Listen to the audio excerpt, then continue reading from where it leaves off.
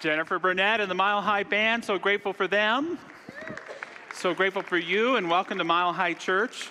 I like all the ways of standing during music at church. There's the dancer, there's the tentative clapper. I'm more of a nodder, So, but however your flow, know that you are welcome here. You know, the psychologist James Hillman once said, "I think it's the pursuit that screws up happiness." Because when you drop the pursuit, it's right there. And I like to think that coming into sanctuary together in person or online each week is an opportunity to drop the pursuit, to drop the worries and the problems, to drop whatever concern you may have brought in here with you, to focus on what is most sacred and that central aspect of your own source. And it's amazing what doing that just for an hour can do for that pursuit or that concern when we're complete together. It can heal, it can transform just by bringing our attention to what matters most in this life. And so I welcome you here. We're so glad you're here. We love to recite our vision and mission each week. It's coming up on the screens. If you'd like to say it along with me, it goes like this. Our vision, oneness revealed, a world of love, peace, and abundance for all. And our mission, to serve as a spiritual beacon for personal empowerment and global enlightenment. So now we'll engage in the Mile High Sacrament, which is a little bit of music, a little bit of silence, and a little bit of prayer.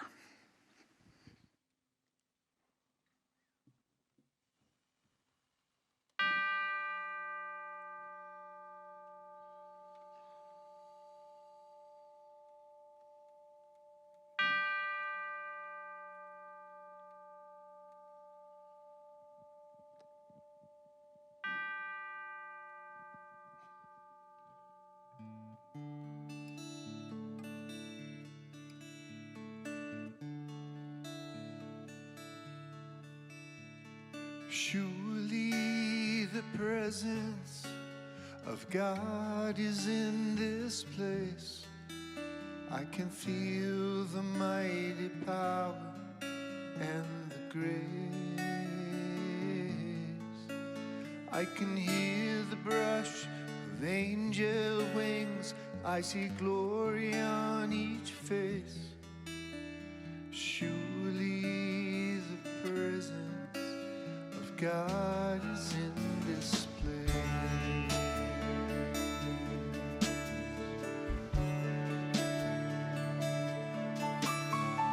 Surely the presence of God is in this place. I can feel the mighty power and the grace. I can hear the brush of angel wings. I see glory on each face. Surely the presence of God is in this place.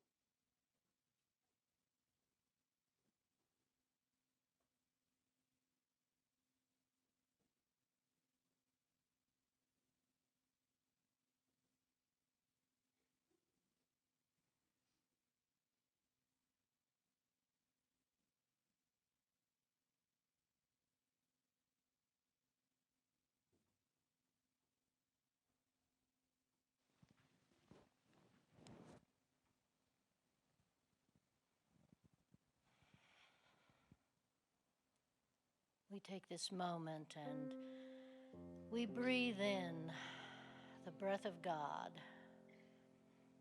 that is breathing us, and knowing that each one of us is a divine representation of God here on planet Earth at this time.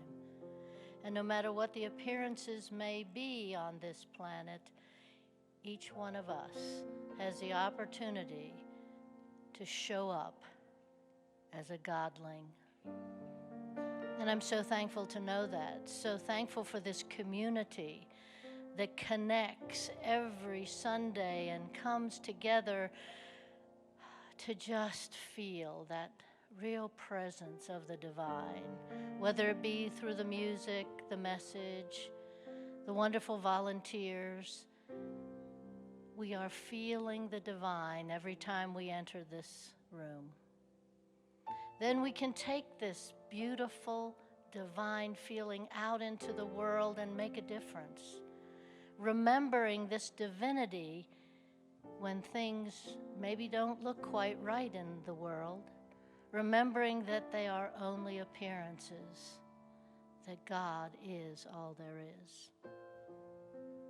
So I'm thankful for the reminder that each one of us represents an altar, and that our heart is that place where our altar resides, and that we should always be aware of it and just be full of the love of God.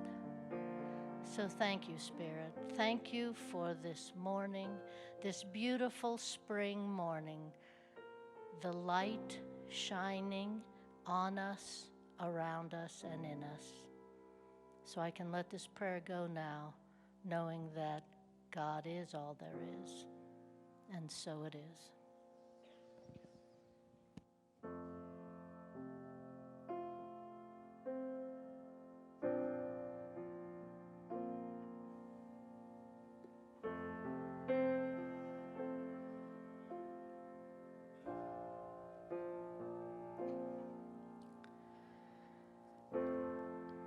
Imagine there's no heaven. It's easy if you try.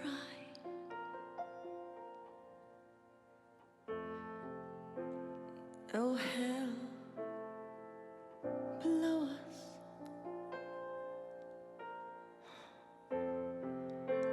above us only sky.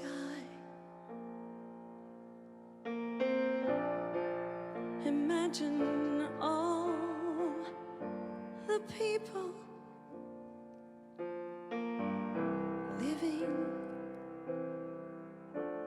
for today. Imagine there's no countries. It isn't hard to do. Nothing to kill or die for, and no religion too. Imagine all the people living life in peace. You may say I'm a dreamer, but I am not the only one. I hope someday you'll join us, and the world will be as one. Imagine no possessions. I wonder if you can. No need for greed or hunger.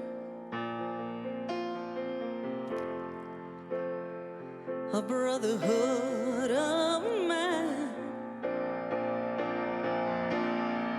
Imagine all the people sharing all the world.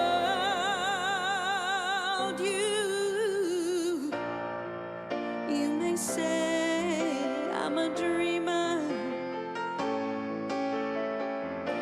but I am not the only one. I hope someday you'll join us, and the world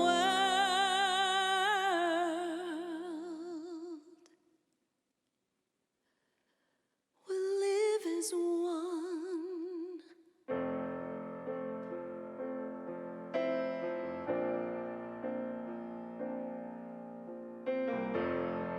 Imagine all the people. Imagine all the people. Imagine. Imagine.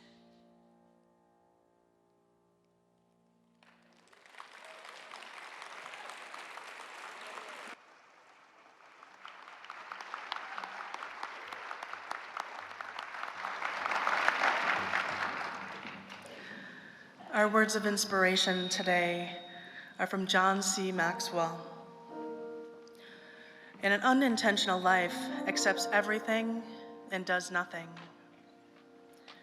An intentional life embraces only the things that will add to the mission of significance."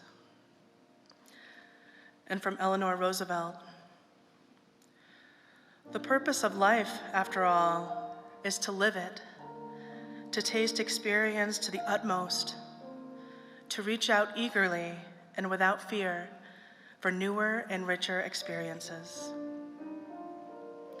And from Thich Nhat Hanh, "The miracle is not to walk on water. The miracle is to walk on the green earth, dwelling deeply in the present moment and feeling truly alive."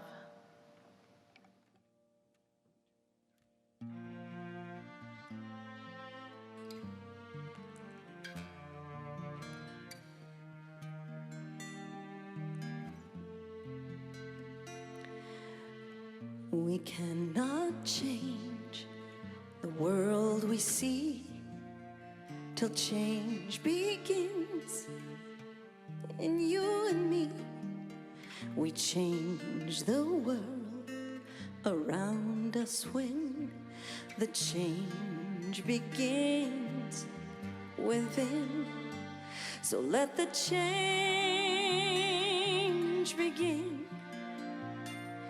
Let the change begin. Let the change begin within.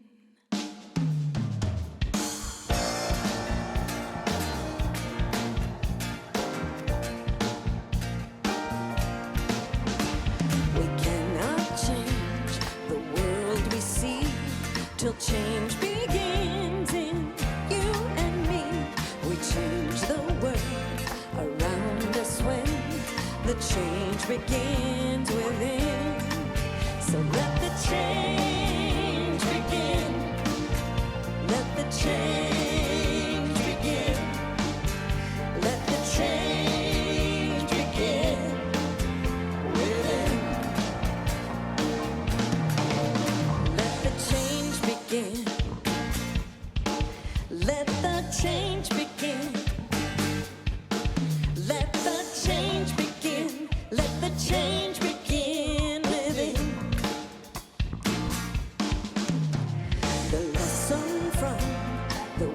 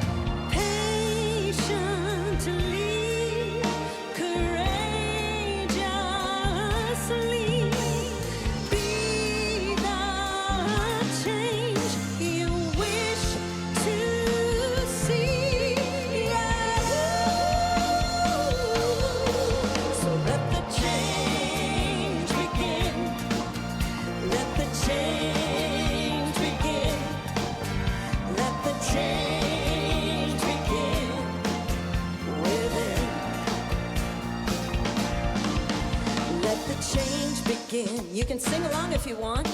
Let the change begin. Let the change begin. Let the change begin within. We're gonna sing it just like that again. Let the change begin. Let the change begin. Let the change begin. Let the change begin within. Let the change begin. Let the change begin. Let the change begin. Let the change begin within.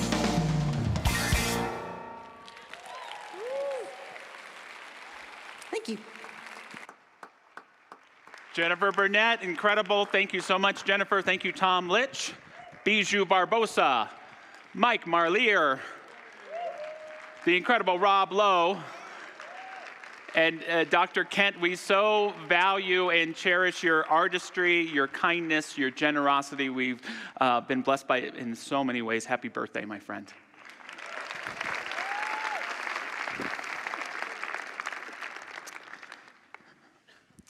At Mile High Church, we have 3 ongoing initiatives.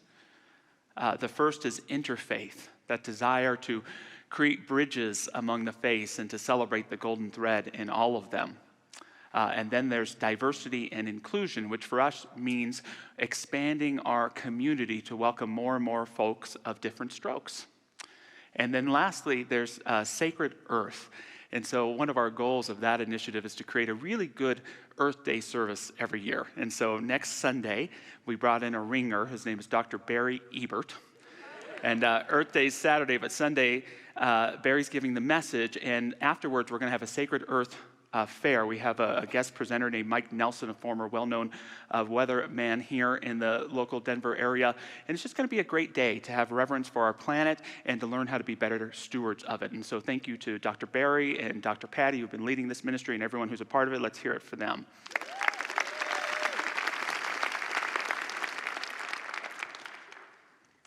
In the final years of Mark Twain's life, things got quite difficult.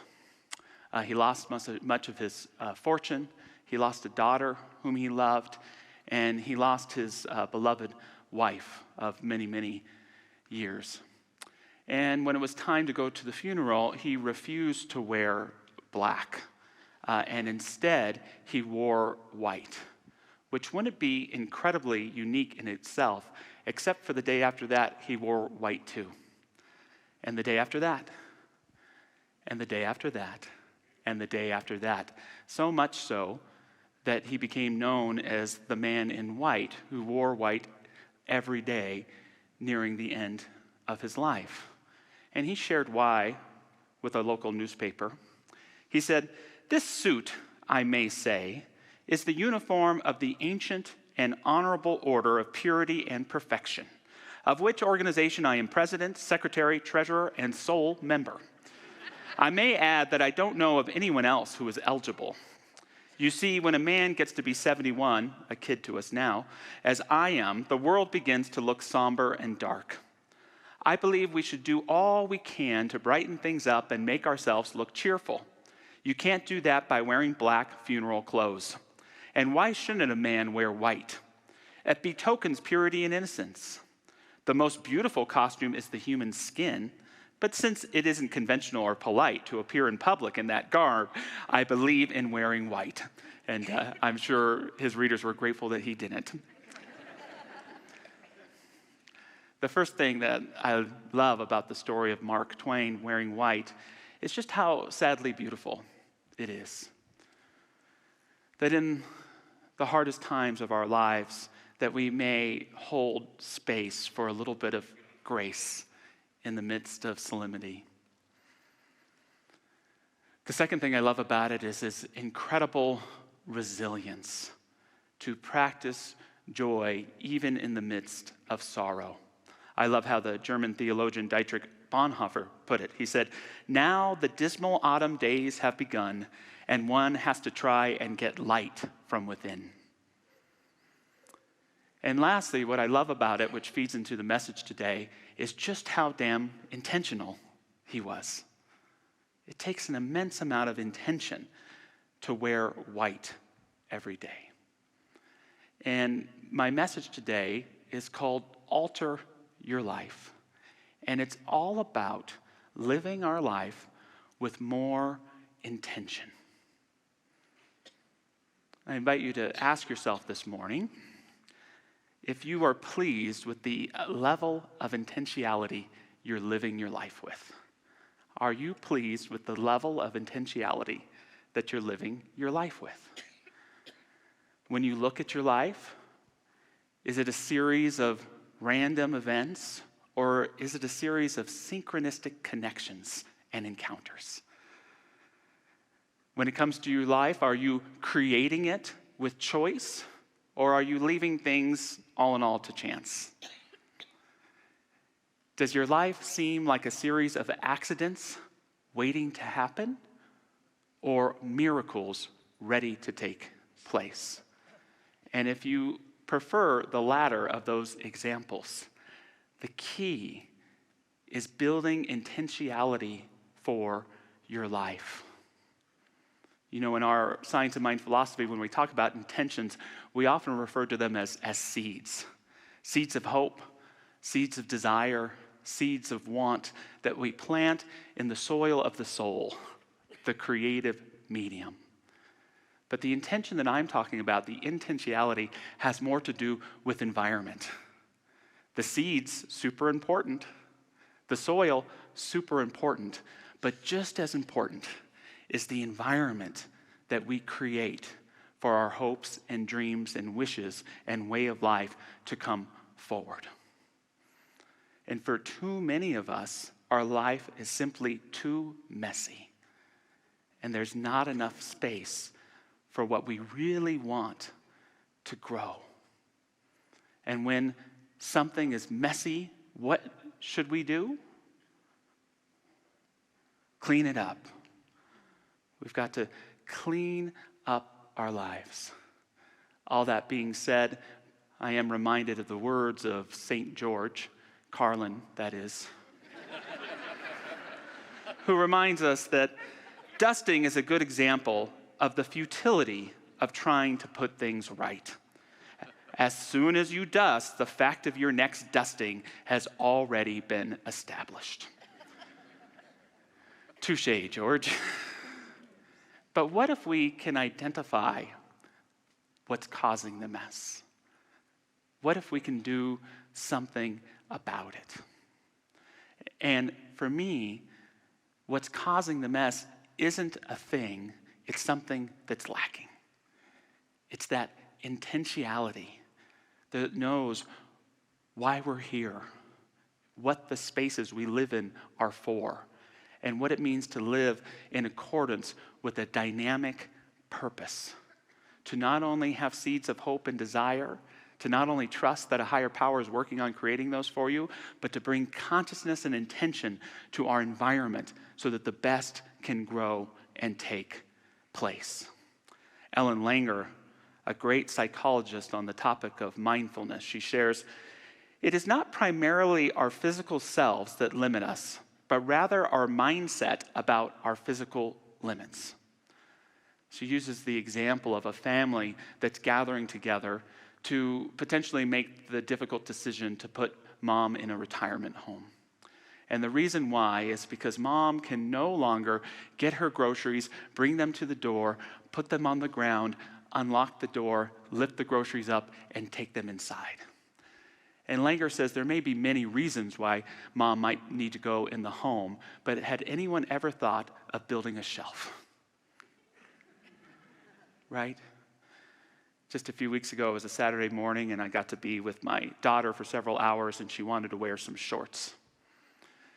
And we spent about an hour and a half searching for shorts in all the places where kids' clothing might be.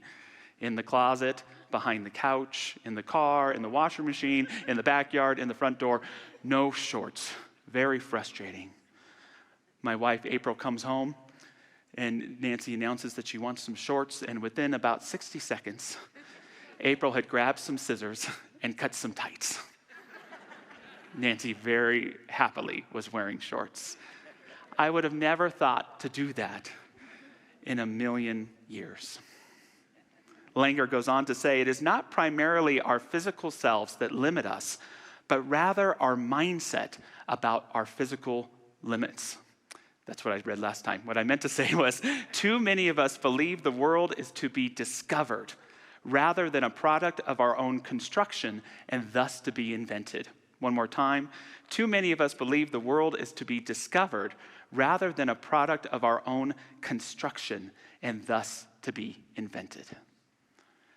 What I want you to know today is this, that there is nowhere in your life where you can't be intentional. Nowhere in your life where you can't be intentional. And bringing a consciousness of intentionality and clarity to your life is how you alter your life. We're very blessed today, as you can see, to have a couple of beautiful altars that have been created for us here. And what is an altar? Originally, an altar was a place where we made an offering to God or to the gods. But over time, altars have developed into spaces of reverence that connect us with the sacred. Spaces of reverence that connect us with our inner being, that help us recall our purpose and our connection with God.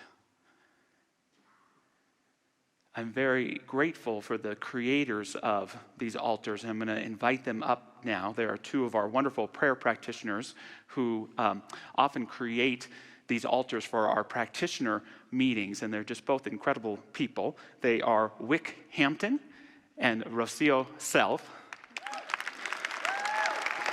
master altar creators, and you can see how unique their relationship with the divine is. Is unique a good word for you? I think so, in expressing who they are. And I just would like to ask both of you today to tell us just a little bit about what your altar represents for you and the difference that creating altars makes in your life. Thank you, Josh.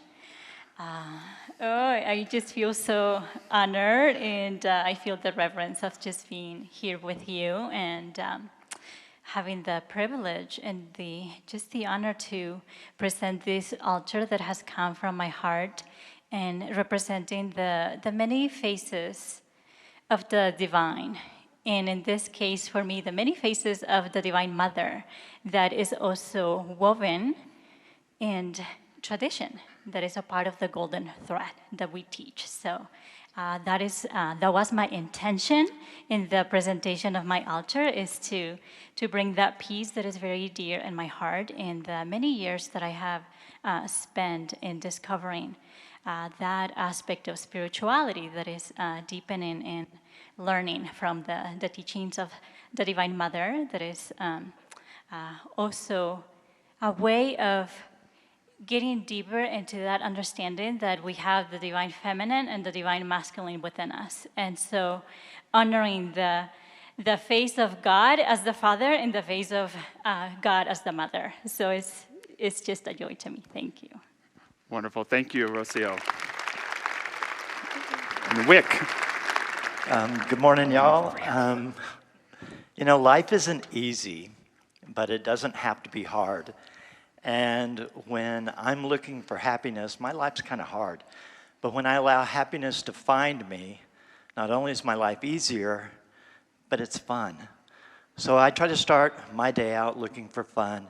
And I've got fun on my altar to remind me to look for fun and to look for joy all around me in my world and everyday things, from simple things like Krispy Kreme donuts to number 2 pencils to the Easter Bunny to plastic dinosaurs. I find joy in all these little simple things.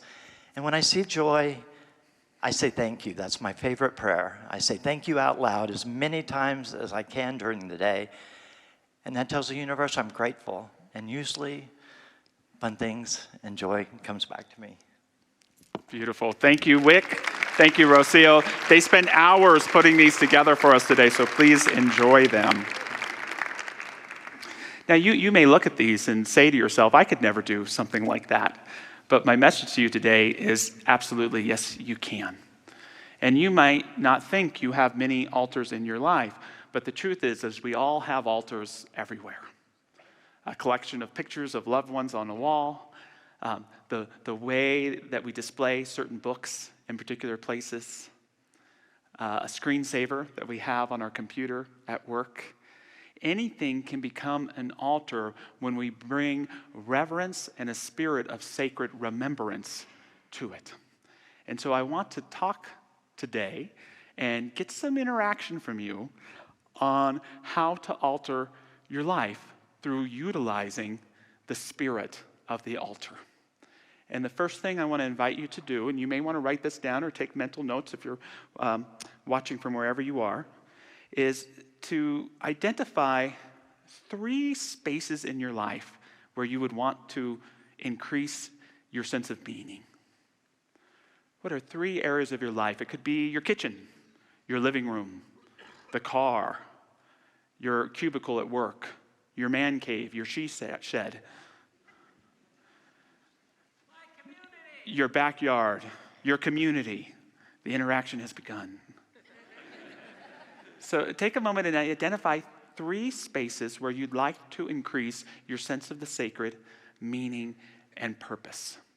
I have chosen today our dining room, our bedroom, and my car. Those are 3 spaces. And the first step now is to articulate your prayerful intention for those 3 spaces. What is your prayerful intention for those 3 spaces? I'll share mine as you think about yours. For the dining room, I declare my prayerful intention is that this is a space for meaningful connection and conversation. This is a space for meaningful connection and conversation. For the car, this is a space not only for safe travel, but for learning and inspiration. And for the bedroom, the prayerful intention is that this is a space for sacred rest and sacred love. A space for sacred rest and sacred love. So what are your 3 spaces, and what's a prayerful intention that you have for those spaces? Anybody? Raise your hand. I'm coming out there.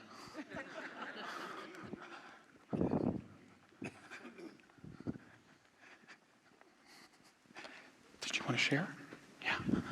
3 spaces are my room and my Your house? Yeah. Beautiful, wonderful. Let's hear it for him. Fantastic. Who else has one?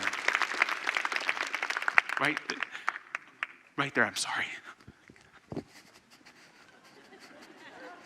Barbara, dear, you might have to come over this way. I have to hold it because then you become the minister if I let it go. Okay, so one of my spaces is my deck, I think, because I love gardening, and I think I put a lot of care and love into my garden, but I want to put heart into my deck. I'm also sort of a neat freak, so I don't like lots of junk, and I've got 3 kids. But why not develop like a devoted sort of heart space for me and my family on the deck space? Beautiful, fantastic. I'm going to stop running over there, but anyone over here, come closer. My she shed, which I actually have. I have all positive messages, crystals, candles. It's my sacred place. Wonderful. And when I feel disconnected, I go in there and I sing, "Surely the presence of God is in this place." Oh, I love it. I love it. Anyone this way? Well, I'm walking back up. Oh, you shy groups. I'll get back over there. Oh, we do have one more. Okay. Come here. Come a little closer. Oh, I will come. I'm going to try not to use any more materials, but things that I already have around my home.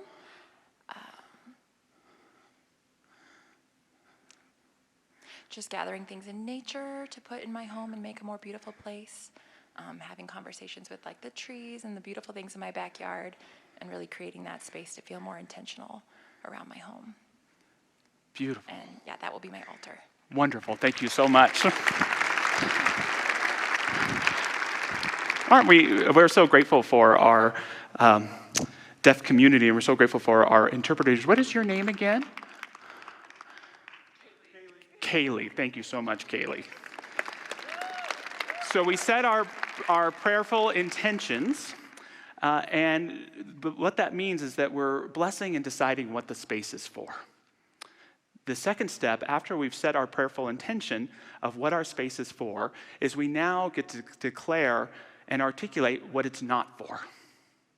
What it's not for. Our dining room is a place for meaningful connection and conversation. Board games, yes. Cell phones, no.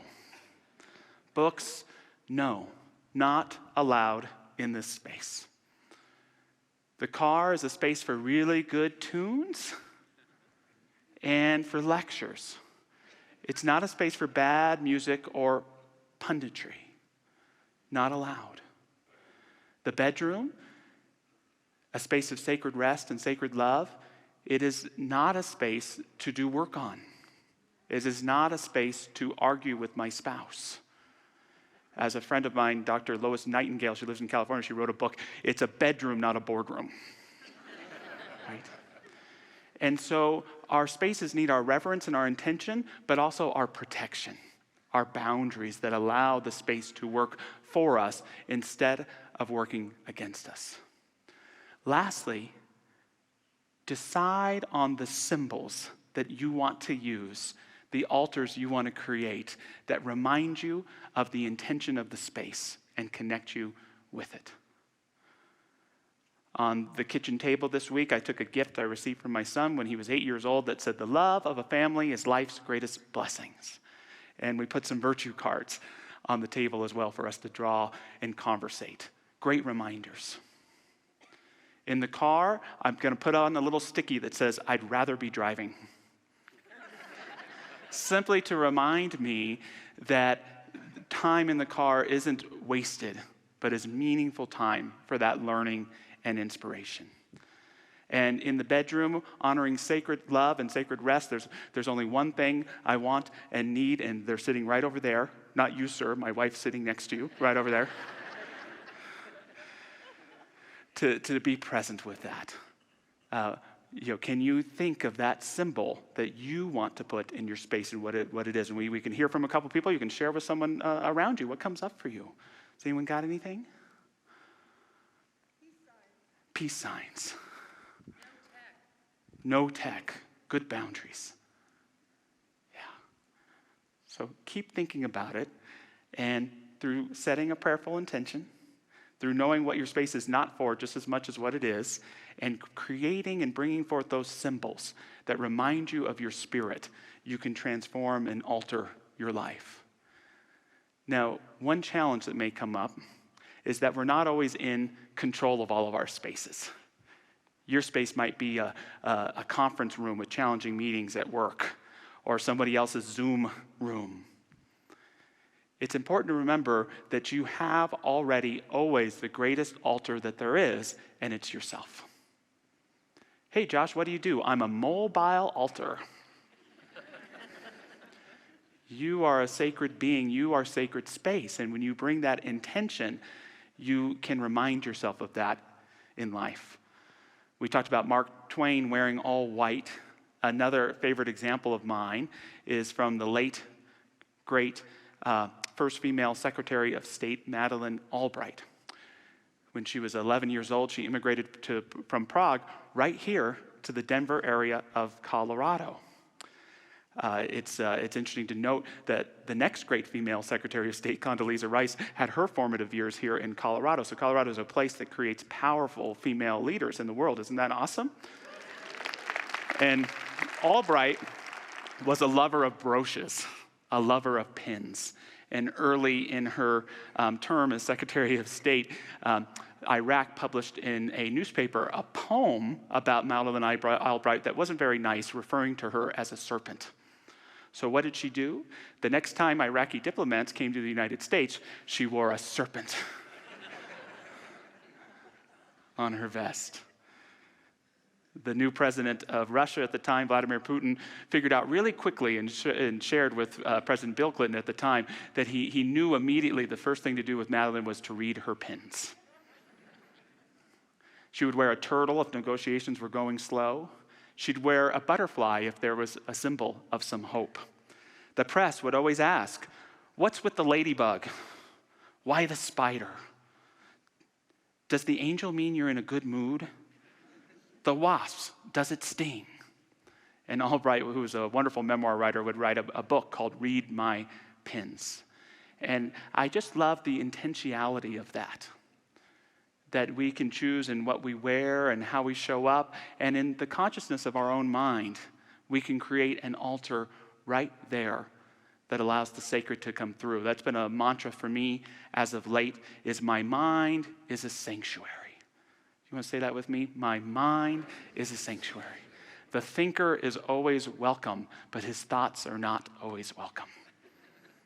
Because this mind is a place for the sacred. It's a place for upliftment, for divine memory, and for inspiration. And when something gets in that doesn't belong or doesn't honor the sacred, that it needs to go somewhere else. Look at your life. See the beauty and the magnificence in it, and see it in the space of what's possible. Set your prayerful intentions. Articulate your boundaries of what your space is for and what it isn't. And utilize those symbols, those gifts of God in your life to inspire a divine recollection that can allow you to let all the mess go and take care of itself. To close with some words from Ramana Maharshi, place your burden at the feet of the Lord of the universe, who is ever victorious and accomplishes everything. Remain all the time steadfast in the heart, in the transcendental absolute. God knows the past, present, and future. God will determine the future for you and accomplish the work. What is to be done will be done at the proper time. Don't worry, abide in the heart and surrender your acts to the divine. So just moving into a prayer this morning, invite any of our wonderful practitioner prayer partners to stand and join me as we create a consciousness.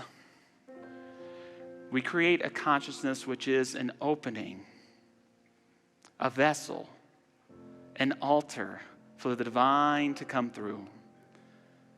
We create this altar on our hearts, knowing it is a space for transparent love of giving and receiving. We create an altar of our mind that allows only the finest and purest of seeds to be planted. And we open up the spaces of our lives to nurture the seeds planted in the heart of the creative medium, to call forth, to welcome in the new, to let go of what's old and worn out and dusty, and to allow, with the clarity of our vision, to clean up our lives, to make room for God and what matters most. We give thanks for this. We embody this. We are this. And so it is. Amen. You may say I'm a dreamer, but I am not the only one. I hope someday you'll join us, and the world will live as one.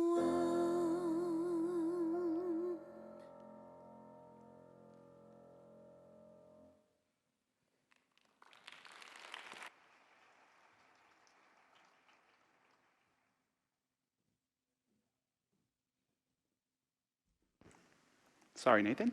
As we move into our time of offering, it's always a wonderful opportunity to celebrate things going on in the community. And I just want to take a moment this morning and acknowledge our incredible Mile High staff. We have almost 40 staff members here, full-time or part-time, everything from these wonderful musicians to our bookstore manager, to our marketing team, to the folks that work facilities. They're led by our CFO, Karma Lytle, and our Director of Operations, Reverend Carol Wilkie. We're just so grateful for all of them, especially through these pandemic times, to just move through all the changes and to keep Mile High a healthy, thriving place and to be planting the seeds for our growth in the future. So can we hear it for them? We're so grateful. If you're here and staff, we are grateful for you. And please know how grateful we are for all the financial gifts that you invest into Mile High Church. And please know that our stewardship is to do the very best with those funds to support and nurture this space. So thank you for what you give and however you give it. I want to acknowledge people watching us online from everywhere from Germany, Japan, Hawaii, New Mexico, Tennessee, and Alabama. How wonderful that is. So grateful for you for tuning in today.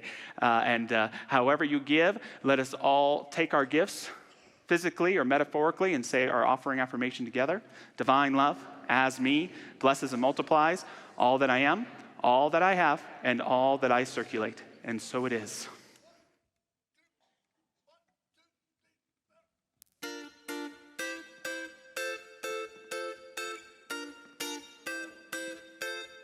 I gotta slow down, stop for a second, take a look around. I gotta take time to hear that little voice inside saying I came to give you life.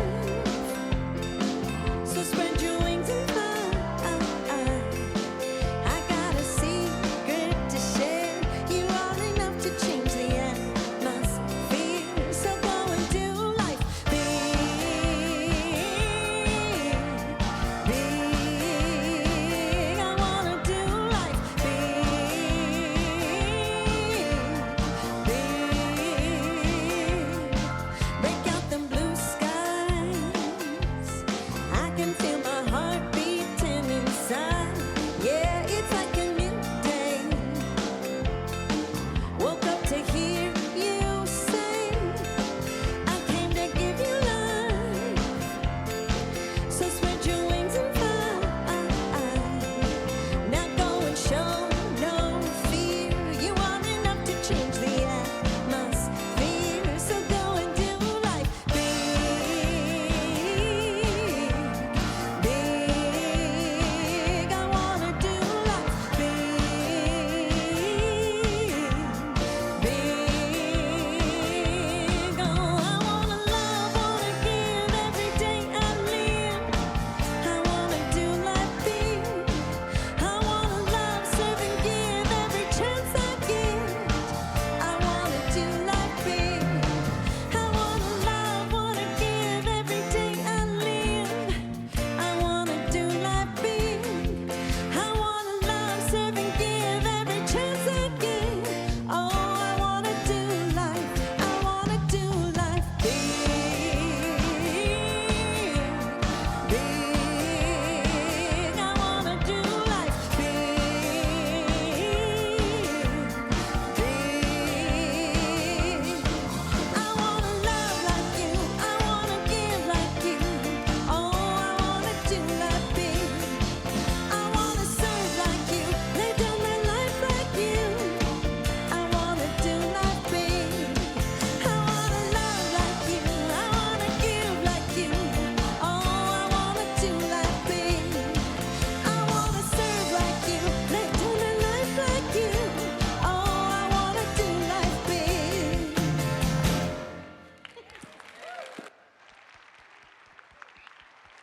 Jennifer Burnett and the Mile High Art Stars. So we have some amazing music today, a great message, but have you checked out Jennifer's shoes? Talk about the sacred. I think Oh my goodness. I think the intention of those shoes could be to cultivate a deeper walk with the divine. Of course, absolutely. Oh, goodness gracious, so good to be in sacred community this morning. And if you are new to Mile High Church, welcome. I invite you to stop by the sanctuary lobby to get some more information about us or pick up some information on our resource shelves as you walk out. And our prayer practitioners are coming down front, If you would like to be supported in affirmative prayer today, please see one of them. You can also fill out a prayer request at our Welcome Center, across from the Welcome Center, as well as online. Thank you, Michelle. Again, Earth Day celebration next Sunday with Dr. Barry and a Sacred Earth Fair after. We also have something else coming up called a Community Connection Fair that Dr. Patty's going to have her share. But I also want to say we've missed you the last couple weeks, Patty. You had a procedure and you are recovering and doing great. And it's a reminder of how much we value and love you and the impact that you have on all us here at Mile High Church. We love you. And thank you all for the prayer. Prayer works. So thank you, thank you, thank you. And I am excited about this. It's April 29th. I know Barry mentioned it in the beginning. But I just want to say it's for elder care and family caregiving. And we have invited some of the best in Jefferson County to be present with us that day. So if your family or you know a family that's been affected in this way, this is where you need to be. It's going to be glorious. Yeah, that's April 29th, and you can register online for that. With that, thanks for being here. If you'd like to stand, and feel free to repeat after me. Something wonderful is happening to me right now. It is this thing called life. Life is in my mind, body, and all that I do. I give thanks for it, and I accept it. Just the way that it is, and just the way that it is not. Thank you, life.